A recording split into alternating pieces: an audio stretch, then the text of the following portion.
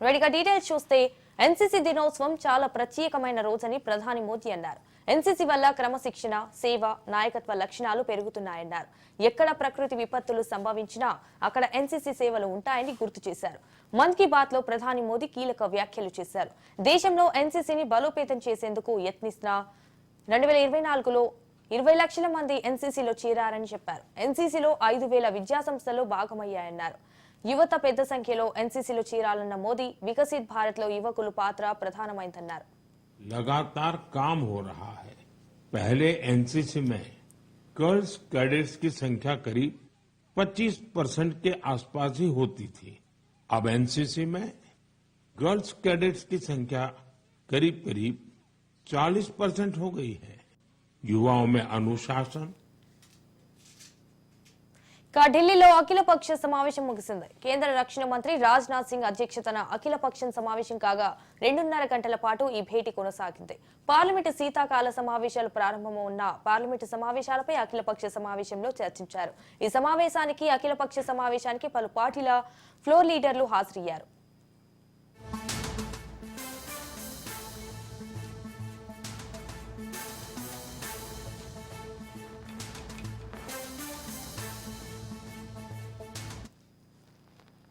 సభలో చర్చలకు సహకరించాలని విపక్షాలను కేంద్రం కోరింది. సభలో మణిపూర్ అల్లర్లు, అదానీ అంశంపై చర్చ జరపాలని విపక్షాలు కోరాయి.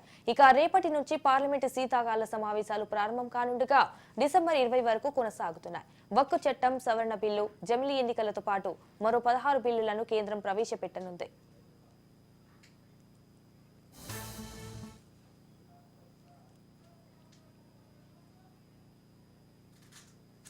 హైదరాబాద్ శిల్పారామంలో లోక్ మందన్ ముగింపు కార్యక్రమం ఘనంగా జరిగింది. ఈ కార్యక్రమానికి ముఖ్య అతిథిగా ఆర్ఎస్ఎస్ చీఫ్ మోహన్ భగవత్, కేంద్ర మంత్రులు నిర్మలా సీతారామన్, కిషన్ రెడ్డి హాజరయ్యారు. 3 రోజుల నుంచి జరుగుతున్న లోక్ మందన్ కార్యక్రమంలో 12 దేశాల నుంచి ప్రతినిధులు హాజరయ్యారు. దేశ సంస్కృతి ఉట్టిపడేలా జానపదాలు, కళాకారులు ప్రదర్శించారు. ఇప్పటికీ రాజకీయ ప్రస్తావన వచ్చినప్పుడు కొంతమంది బయట నుంచి వలస వచ్చారనే చర్చ జరుగుతోందని కేంద్ర మంత్రి నిర్మలా సీతారామన్ అన్నారు.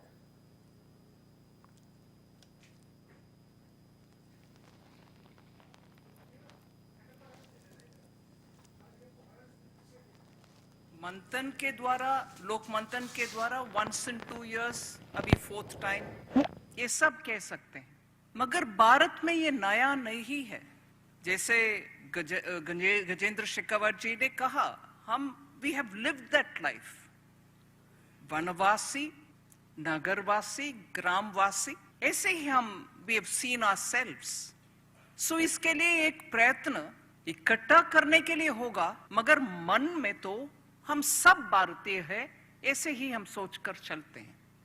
मैं 1 मिनट आज पूरे दुनिया में क्या चल रही है इस सिर्फ सीमित विषय में उसको आपके सामने रखना चाहती हूं। They are established by the direct शिष्यास of Adi Shankara, established bye आदि शंकराचार्य। इसके अलावा आदि शंकराचार्य जहां भी वो गए थे वहां भी मठ स्थापना किए हैं। कंची मठ भी एक आदि शंकराचार्य जी के द्वारा स्थापित किए हुए एक मठ है। उसमें 100 साल तक जिए हमारे काल में ऐसे आदरणीय परम पूजनीय परमाचार्य जी थे। దేశంలో స్వార్థం ఎక్కువైపోయిందని, ఇక ధర్మం ఎక్కడ ఉంటుందని ప్రశ్నించారు ఆర్ఎస్ఎస్ చీఫ్ మోహన్ భగవత్. ధర్మం గురించి ప్రతి ఒక్కరూ ఆలోచించాలన్నారు. వనవాసి, నగవాసి, గ్రామవాసి ఎవరైనా భారతీయులేనన్నారు. లోక్ మందన్ ముగింపు కార్యక్రమంలో పాల్గొనడం సంతోషంగా ఉందన్నారు.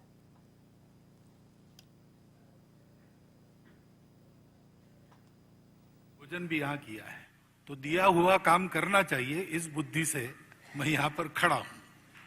लोक, सृष्टि और धर्म, इन तीनों के उत्पत्ति का समय समान है।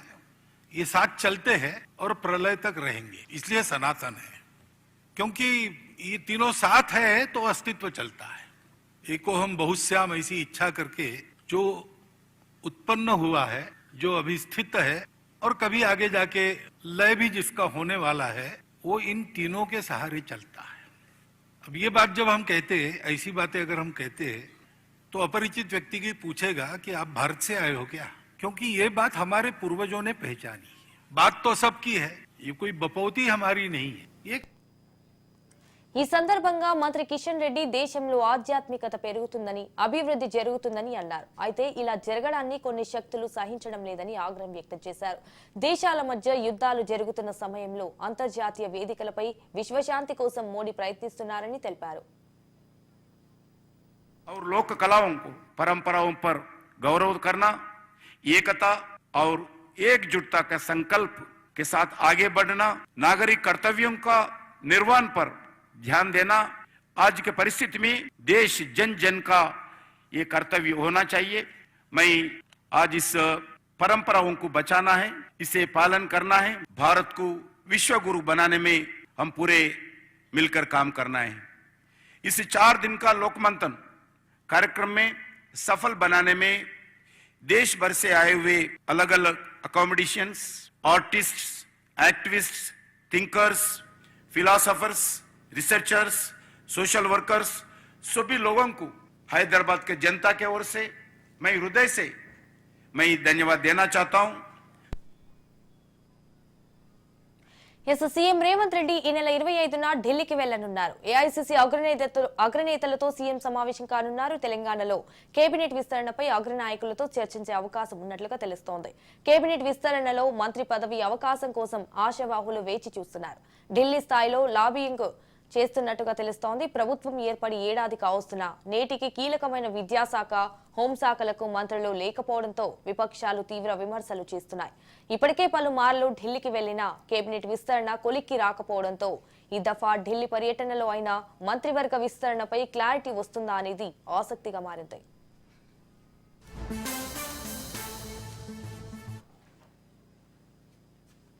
హైదరాబాద్ ఉప్పల్ భగాయత్లో దేవాంగ సంక్షేమ సంఘం దేవాంగ గ్లోబల్ సెంటర్ వద్ద కార్తీక మాస వనభోజనాలు ఆత్మీయ సమ్మేళన కార్యక్రమం జరిగింది. ఈ కార్యక్రమానికి ముఖ్య అతిథిగా రమణ, బీసీ సంక్షేమ శాఖ మంత్రి పొన్నం ప్రభాకర్ హాజరయ్యారు.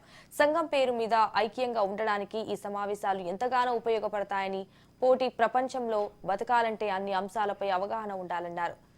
కుల సర్వేలో సమాచార సేకరణలో అధికారి మీ వద్దకి రాకపోతే వారిని పిలుచుకొని సమాచారాన్ని ఇవ్వడమని అన్నారు.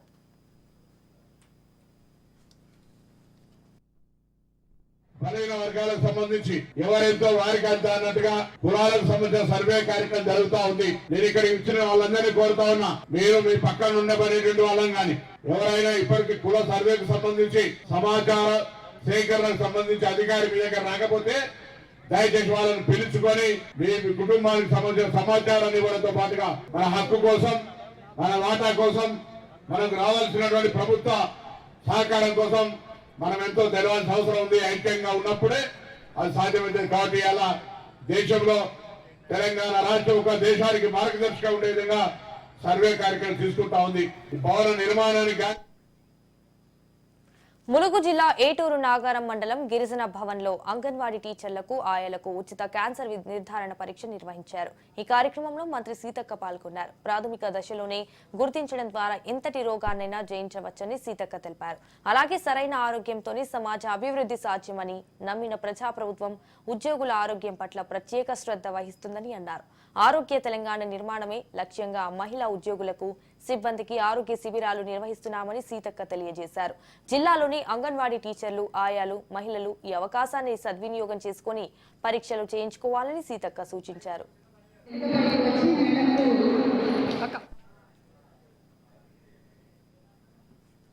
నవంబర్ 29ని తెలంగాణ ప్రజలు మర్చిపోలేని రోజని బీఆర్ఎస్ అధ్యక్షుడు కేటీఆర్ అన్నారు. తెలంగాణ సాధన కోసం నవంబర్ 29న కేసీఆర్ దీక్ష చేపట్టిన విషయాన్ని గుర్తు చేశారు. కేసీఆర్ దీక్షతో తెలంగాణ ఉద్యమం మలుపు తిరిగిందన్నారు. అందుకే నవంబర్ 29న రాష్ట్ర వ్యాప్తంగా దీక్షా దివస్ కార్యక్రమం ఘనంగా నిర్వహిస్తున్నట్లు తెలిపారు. డిసెంబర్ 9న మేడ్చల్లో తెలంగాణ తల్లి విగ్రహాన్ని ఆవిష్కరిస్తామని తెలిపారు. 2009 స్వరాష్ట్ర కళ సాకారానికి పునాది వేసిన రోజుగా తెలంగాణ చరిత్రలో నిలిచిపోయే ఒక శుభదినం. 3 కోట్ల తెలంగాణ ప్రజలు ముక్త కంఠంతో ఆనాడు మా తెలంగాణ మాకు కావాలి అని కేసీఆర్ సచ్చుడో తెలంగాణ వచ్చుడో అని తెగువను ప్రదర్శించిన నాయకుడికి ఉండగా నిలబడి దేశ రాజకీయ వ్యవస్థనే కాశ్మీర్ నుంచి కన్యాకుమారి దాకా కదిలించిన ఒక సందర్భం దీక్షా దివస్. అందరినీ మెప్పించి ఒప్పించి దేశ రాజకీయ వ్యవస్థను, రాష్ట్రంలో ఉండే రాజకీయ వ్యవస్థను కులాలకు మతాలకు అతీతంగా అందరినీ కూడా కలిపిన ఒక సందర్భం దీక్షా దివస్. నాటి సమైక్య రాష్ట్రంలో అప్పుడున్న కాంగ్రెస్ పరిపాలనలో తెలంగాణలోని ప్రతి వర్గం, ప్రతి మనిషి బతుకు చిద్రమైపోయిన పరిస్థితి. మళ్ళీ ఈ రోజు ఆ పరిస్థితులు తిరిగి కనబడతా ఉన్నాయి. అదే నిర్బంధం, అదే అణిచివేత, అవే దుర్భర పరిస్థితులు, అవే ఆందోళనకరమైన నేపథ్యం మళ్ళీ ఒకసారి కాంగ్రెస్ ప్రభుత్వం రాగానే కనబడతా ఉన్నది. నాడు ఢిల్లీ మెడలు వంచి తెలంగాణ సాధించిన కేసీఆర్ గారి అబద్దాలు ఆడటంలో సీఎం రేవంత్ రెడ్డికి డబుల్ పీహెచ్డీ డాక్టరేట్లు ఇవ్వొచ్చని మాజీ మంత్రి టి హరీష్ రావు విమర్శించారు. అబద్దాలను కూడా పట్టపగలు నిర్భయంగా మాట్లాడుతుంటాడని, గోబెల్స్ ప్రచారం చేస్తుంటాడన్నారు. హుజురాబాద్ లో నిర్వహించిన మీడియా సమావేశంలో హరీష్ రావు కర్ణాటకలో 5 గ్యారంటీలు, తెలంగాణలో 6 గ్యారంటీలని ప్రజలను మోసం చేశారని అన్నారు. మహారాష్ట్రలో కూడా 6 గ్యారంటీల పేరుతో మోసం చేస్తే ప్రయత్నం చేయగా ఆ రాష్ట్ర ప్రజలు తిప్పికొట్టారన్నారు. సీఎం రేవంత్ రెడ్డి మంత్రులు అక్కడ ప్రచారానికి వెళ్తే వారిని చూసి తెలంగాణ ప్రజలకు ఇచ్చిన గ్యారంటీలను అమలు చేయలేదన్న సంగతి మహారాష్ట్ర ఓటర్లకు గుర్తు వచ్చిందన్నారు.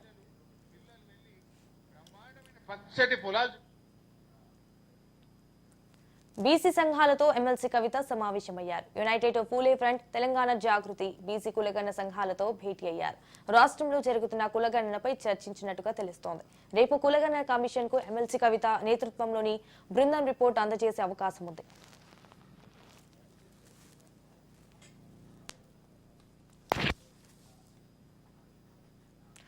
హరీష్ రావు కేటీఆర్ పై ఎమ్మెల్యే కడియం శ్రీహరి ఆగ్రహం వ్యక్తం చేశారు. కేటీఆర్ హరీష్ రావు ధాన్యం కొనుగోలుపై అసత్యాలు మాట్లాడుతూ ప్రజలను తప్పుదోవ పట్టిస్తున్నారని ఆయన మండిపడ్డారు. హరీష్ రావు దివాలకోరు రాజకీయాలు చేయడం మానుకోవాలని కడియం శ్రీహరి ఈతో పలికారు.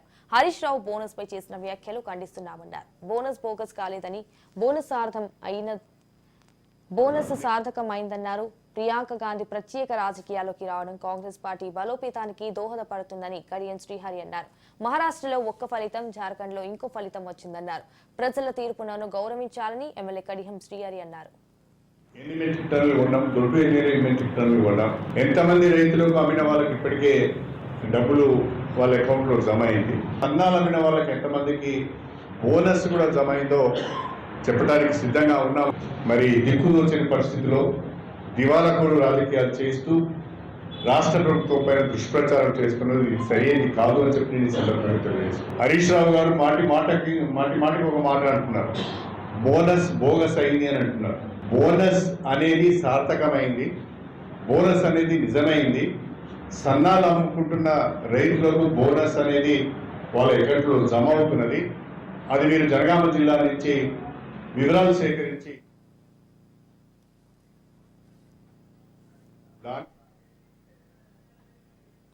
నల్లగొండ జిల్లా హాలియా పట్టణంలో తొలి తెలుగు కవయిత్రి మొల్లమాంబ విగ్రహ ప్రతిష్టపై నెలకొన్న అడ్డంకులను తొలగించేందుకు ఈ రోజు బీసీ కుల విద్యార్థి ఉద్యోగ సంఘాలు సమావేశం నిర్వహించాయి.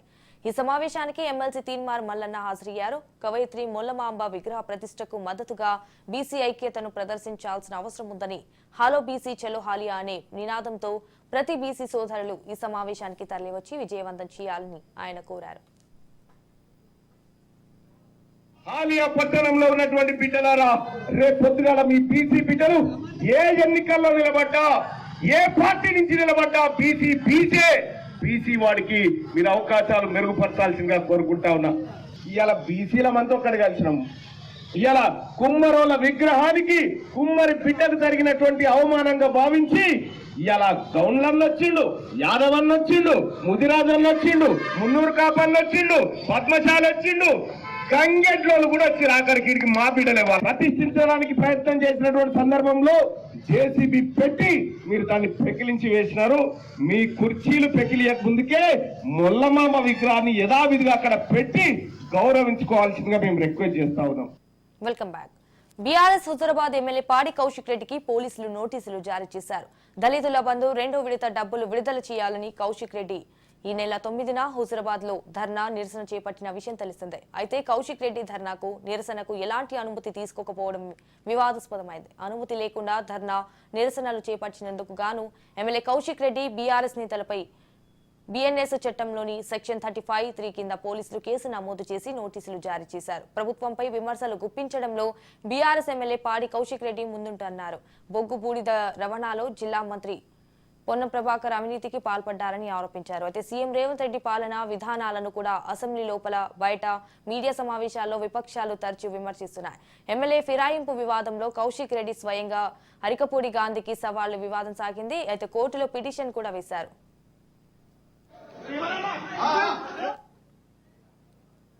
మహబూబాబాద్ పట్టణంలో నిర్వహించే మహాధర్నా కార్యక్రమాన్ని విజయవంతం చేయాలని మాజీ మంత్రులు సత్యవతి రాథోడ్, ఎర్రబెల్లి దయాకర్ రావు విజ్ఞప్తి చేశారు. వారు మహబూబాబాద్ లోని బీఆర్ఎస్ పార్టీ జిల్లా కార్యాలయంలో సమావేశం నిర్వహించి రేపటి ధర్నాకు కేటీఆర్ హాజరవుతున్నందున పార్టీలకు అతీతంగా గిరిజనులు విజయవంతం చేయాలంటూ బీఆర్ఎస్ నాయకులు కోరారు. ఈ కార్యక్రమంలో తక్కెలపల్లి రవీంద్రరావు, మాజీ ఎంపీ మలోత్ కవిత, మాజీ ఎమ్మెల్యేలు రెడ్డియా నాయక్, శంకర్ నాయక్ పాల్గొన్నారు. ప్రజలు బ్రోకన్ మాటలు కూడా ప్రజలు నమ్మే పరిస్థితి లేదు. తెలంగాణకు అన్యాయం చేసిండు. మహారాష్ట్రలో కూడా తెలుగు వాళ్ళంతా, మరాఠీస్ వాళ్ళంతా ఈయన అబద్ధ మాటలు ఆడ మోసం చేసిండు, ఈడ మోసం చేసేందుకు వచ్చిండు అనేది ఈయన అడుగు పెట్టుతాడు. అది సున్నాయిందా? ఇప్పటికైనా సిగ్గు తెచ్చుకో. ఏంటక్క ఎస్టీ వాళ్ళ మీద నువ్వు దౌర్జన్యాలు? లగచెర్ల ఘటనలో అరెస్టై సంగారెడ్డి సెంట్రల్ జైల్లో ఉన్న నిందితులను 8 మంది సభ్యులతో కూడిన నేషనల్ హ్యూమన్ రైట్స్ కమిషన్ బృందం కలిసింది. ఈ కేసులో ఏటూ నిందితుడుగా సురేష్ సహా 19 మంది నిందితులు సంగారెడ్డి జైల్లోనే ఉన్నారు. నిన్న ఢిల్లీ నుంచి హైదరాబాద్ కు చేరుకున్న ఎన్హెచ్ఆర్సీ బృందం సంగారెడ్డి జైలుకు వెళ్లింది. లగచెర్ల ఘటనలో ఏం జరిగిందో వారిని అడిగి తెలుసుకుంది. లగచెర్లలో ఫార్మా విలేజ్ ఏర్పాటును అక్కడి రైతులు తీవ్రంగా వ్యతిరేకిస్తున్నారు. కొద్ది రోజుల క్రితం కలెక్టర్ అక్కడికి వెళ్లగా రైతులు దాడి చేశారు. దీనిపై ప్రభుత్వం సీరియస్ అయింది. ఆ తర్వాత రికార్డైన వీడియోల ద్వారా నిందితుల్ని గుర్తించి పోలీసులు అరెస్టు చేశారు. కోర్టు రిమాండ్ విధించడంతో 19 మందిని సంగారెడ్డి సెంట్రల్ జైలుకు తరలించారు. కలెక్టర్ పై దాడి ఘటన ఎన్హెచ్ఆర్సీకి చేరడంతో 8 మంది సభ్యులతో ఒక టీం ఏర్పాటైంది. ఈ ఘటనపై పూర్తి విచారణ చేసి బాధితులకు న్యాయం చేసేందుకు ఎన్హెచ్ఆర్సీ రంగంలోకి దిగింది.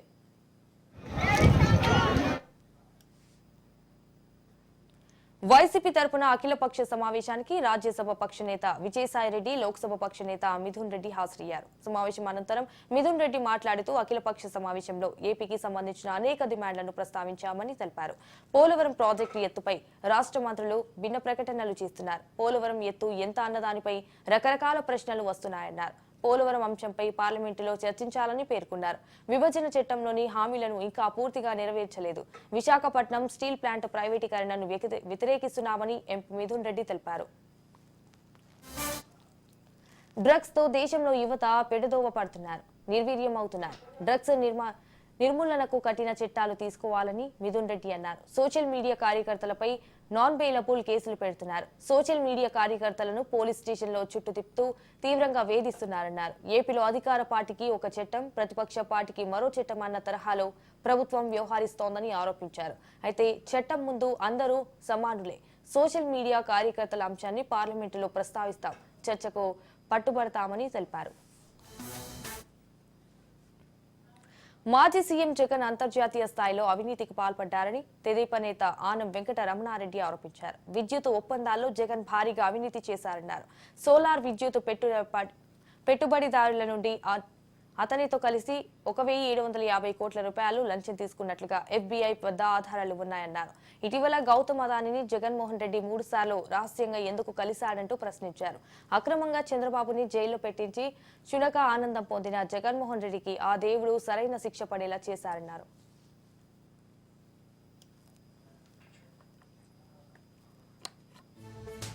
ఒప్పందంలో గౌతమ్ అదాని అసలు ఎందుకు వచ్చాడు, మీరు ఎందుకు గెలవాలి, మీకేం పని ఆయనతో? మీరు సఖీతో కదా మాట్లాడాలా, సెంట్రల్ గవర్నమెంట్ ఏజెన్సీతో. వాళ్ళని కలవాలి 10 సార్లు. ఈయనతో ఏం పని అని మేము అడుగుతున్నాం. వాళ్ళు ఎంతెంత లంచాలు ఇచ్చారని మేము అడుగుతున్నాం. వాళ్ళ దగ్గర 1,750 కోట్లు తీసుకున్నావు. గ్రీన్ కోకి ఇచ్చావు, వాళ్ళంత ఇచ్చారు. అరబిందోకి ఇచ్చావు, వాళ్ళంత ఇచ్చారు. ఇండో సోలార్కి ఇచ్చావు, వాళ్ళంత ఇచ్చారు. షిర్ది సాయికి ఇచ్చావు, వాళ్ళంత ఇచ్చారు. చంద్రబాబు నాయుడిని అన్యాయంగా స్కిల్ డెవలప్మెంట్ కేసులో తప్పు చేయకపోతే ఇరికిస్తే ఆ దేవుడే నిన్ను శిక్షించాడు ఈరోజు. ఏపీలో కూటమి సర్కార్పై వైసీపీ మాజీ మంత్రి అంబటి రాంబాబు తీవ్ర ఆగ్రహం వ్యక్తం చేశారు. వైసీపీ కీలక నాయకులపై సోషల్ మీడియాలో అసత్య పోస్టులు పెడుతున్నారని అంబటి ఆరోపించారు. అయితే తప్పుడు పోస్టులు పెడుతున్న వారిపై చర్యలు తీసుకోవాలని కోరుతూ గుంటూరు నగరంలోని పలు పోలీస్ స్టేషన్లో ఆయన ఫిర్యాదు చేశారు. వైసీపీ అధినేత జగన్ తో పాటు వైసీపీ నేతల కుటుంబాలపై ఐటీడీపీ అనే పేరుతో అసభ్య పోస్టులు పెడుతున్నారన్నారు. ఈ నెల 15 నుండి 3 రోజుల పాటు అనేక పోలీస్ స్టేషన్లలో ఫిర్యాదు చేసినా, కేసులు నమోదు చేసినా దాఖలాలు లేవన్నారు. కానీ వైసీపీ క్యాడర్ పై మాత్రం 300 కేసులు నమోదు చేశారని చెప్పారు. టీడీపీ నాయకుల చెప్పు చేతుల్లో పోలీస్ వ్యవస్థ పనిచేస్తున్నట్టు కనబడుతోందని మండిపడ్డారు. ఇలానే పోలీసులు వ్యవహరిస్తే తాము న్యాయస్థానాలను ఆశ్రయిస్తామని హెచ్చరించారు. తాము ఆధారాలతో సహా ఫిర్యాదు చేసిన కేసులు నమోదు చేయడం లేదని ఆవేదన వ్యక్తం చేశారు. తప్పు ఎవరు చేసినా పోలీసులు చర్యలు తీసుకోవాలని ఆయన అన్నారు. 17వ తారీఖున, 18వ తారీఖున, 19వ తారీఖున ఈ 3 రోజుల్లో గుంటూరులోని వివిధ పోలీస్ స్టేషన్స్లో జగన్మోహన్ రెడ్డి గారి మీద, వారి కుటుంబం మీద, అలాగే నా మీద, నా కుటుంబం మీద, వైఎస్ఆర్ కాంగ్రెస్ పార్టీ నాయకుల మీద ఐటీడీపీ సోషల్ మీడియా పెట్టినటువంటి అసభ్యకరమైనటువంటి పోస్టులను కోట్ చేస్తూ వాటి మీద కేసులు రిజిస్టర్ చేసి తగు చర్య తీసుకోవాల్సిందిగా మేమందరం వెళ్ళి పోలీస్ స్టేషన్లో రిపోర్ట్ చేశాం. వీటి మీద ఏ విధమైన యాక్షన్ తీసుకున్నారు అని విచారించడం కోసం ఫిర్యాదుదారులందరినీ వెంటబెట్టుకుని, నేను ఒక ఫిర్యాదుదారుని కాబట్టి అన్ని పోలీస్ స్టేషన్లకు వెళ్ళి టెక్కలి ఎమ్మెల్సీ దువ్వాడ శ్రీను సహచరురాలు వైసీపీ మహిళా నేత దివ్యల మాధురి పోలీసులను ఆశ్రయించారు. తమపై సోషల్ మీడియాలో అసభ్యకర వ్యాఖ్యలు చేస్తున్నారని, వారిపై చర్యలు తీసుకోవాలని కోరారు. 2 నెలల క్రితం జన సైనికులతో తనకు ప్రాణహాని ఉందని పోలీసులకు ఫిర్యాదు చేశానని, ఇప్పటి వరకు చర్యలు తీసుకోలేదని మాధురి తెలిపారు. మహిళలపై అనుచిత వ్యాఖ్యలు చేస్తే సహించేది లేదని, డిప్యూటీ సీఎం చేసిన వ్యాఖ్యలకు ఆయన కట్టుబడి ఉండాలని మాధురి కోరారు. సోషల్ మీడియాలో ఏ విధమైన అసభ్యకరమైన పోస్టులు పెడితే యాక్షన్ తీసుకుంటామని మన చంద్రబాబు నాయుడు గారు, డిప్యూటీ సీఎం పవన్ కళ్యాణ్ గారు అండ్ హోమ్ మినిస్టర్ అనిత గారు కూడా అసెంబ్లీ సాక్షిగా చెప్పారు. ఏంటంటే ఏ మహిళ మీద కూడా అసభ్యకరంగా సోషల్ మీడియాలో పోస్టులు పెడితే చాలా సివియర్ యాక్షన్ తీసుకుంటామని చెప్పారు. సో అది విని మాకు కొంచెం నమ్మకం కుదిరి నా మీద అసభ్యకరంగా సోషల్ మీడియాలో చాలా పోస్టులు పెట్టారు జనసేన వాళ్ళు. సో వాళ్ళ మీద నేను కంప్లైంట్ ఇవ్వడం జరిగింది. అండ్ మన ఎమ్మెల్సీ దువ్వాడ శ్రీనివాస్ గారి మీద కూడా కొంతమంది అనుచితమైన వ్యాఖ్యలు సోషల్ మీడియాలో చేశారు. దాని మీద కూడా మేము సోషల్ మీడియాలో కంప్లైంట్ ఇవ్వడం జరిగింది. సో ఇప్పుడు ఎంతవరకు యాక్షన్ తీసుకుంటారో, వాళ్ళ నిజాయితీని ఎంతవరకు ప్రూవ్ చేసుకుంటారో మేము కూడా చూద్దాం అనుకుంటున్నాము. సో ఖచ్చితంగా దీని మీద యాక్షన్ తీసుకోవాలని కోరుకుంటున్నాము.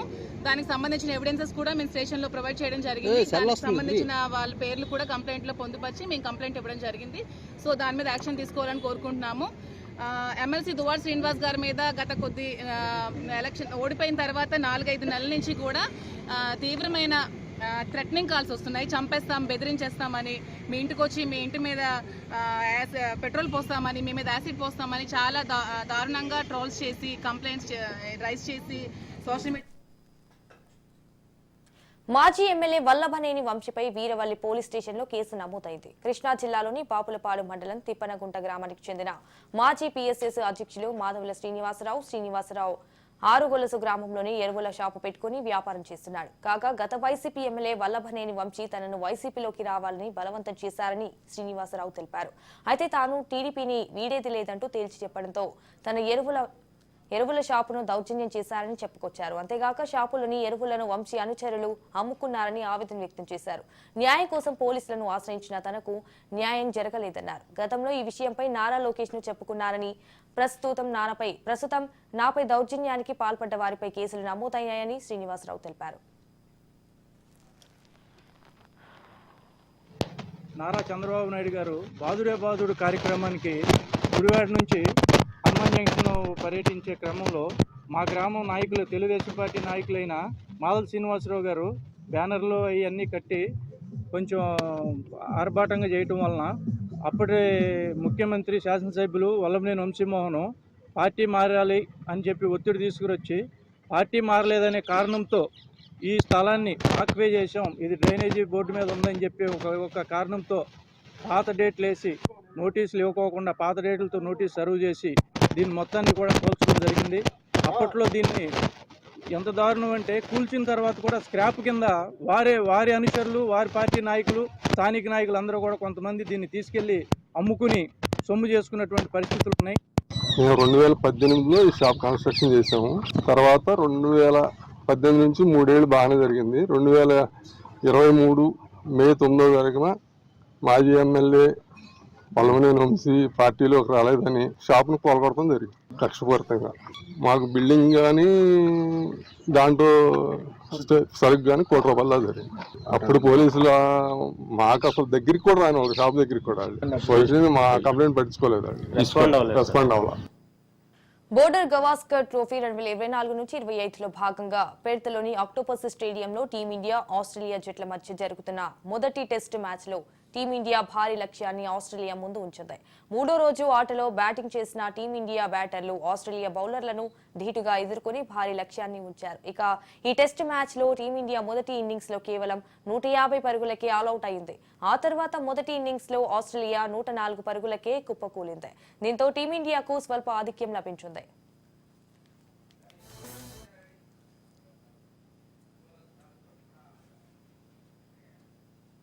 టీవీ ఇప్పటివరకు బులెటిన్ అప్డేట్స్ చూస్తూనే ఉండండి రాజ్ న్యూస్.